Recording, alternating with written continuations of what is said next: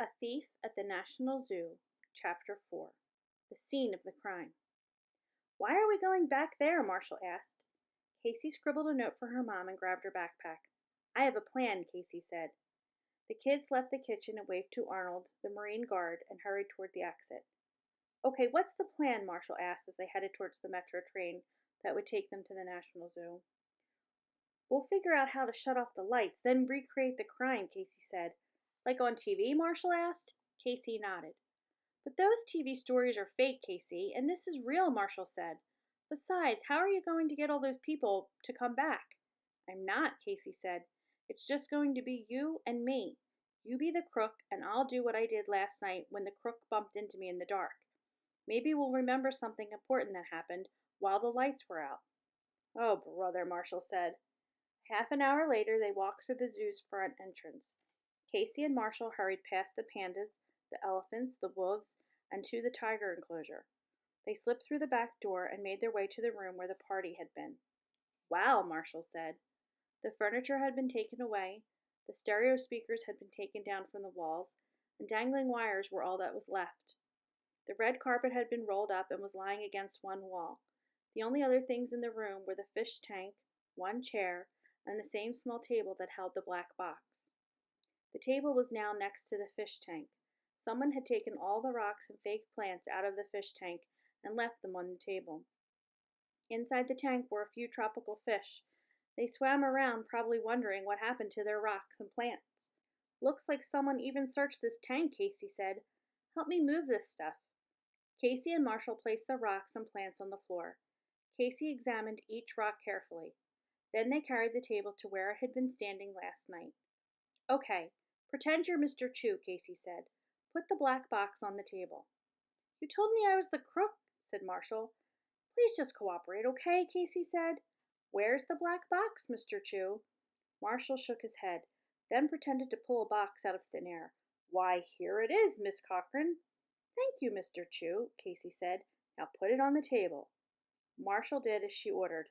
He mimed placing the box on the table. "Go shut off the lights," Casey said. "Are you talking to me, the crook, or Mr. Chew?" Marshall asked. Casey giggled. "I'm talking to you," she said. Marshall headed for the light switch, which was by the room's only door. "Wait a sec," Marshall said. "At breakfast, we agreed that someone outside the room had to shut off the lights. But there's a light switch right here. It could have been someone in the room." Marshall flipped the switch and the room grew dark. He hit the switch again and the lights came on. Casey stared at the light switch. "Do you remember anyone standing over there when the lights went out?" she asked. Marshall shook his head. "I think I saw one of the Secret Service agents here by the door, but I'm not sure," he said. "Okay, shut them off again," Casey said. "Then pretend you're the crook. Come to the table, open the box, and take the jewel." "There is no box," Marshall said with a grin. "Please just do it, okay?" Casey said. Marshall plunged the room into darkness again. Casey positioned herself where she had been standing last night. She put her hands out as she had when she had touched the thief's hand. She heard Marshall's feet on the wood floor. "Are you here yet?" she asked him. "How am I supposed to know?" Marshall yelped. "I can't see the stupid table, and I can't see the stupid box." "Walk toward my voice," Casey said. "When you feel the table, reach for the box." A few seconds later, Casey felt Marshall bump into the edge of the table. "Okay, I'm here," Marshall muttered, "and I feel like a jerk." "Are you reaching for the box?" Casey asked. "Reaching," Marshall muttered.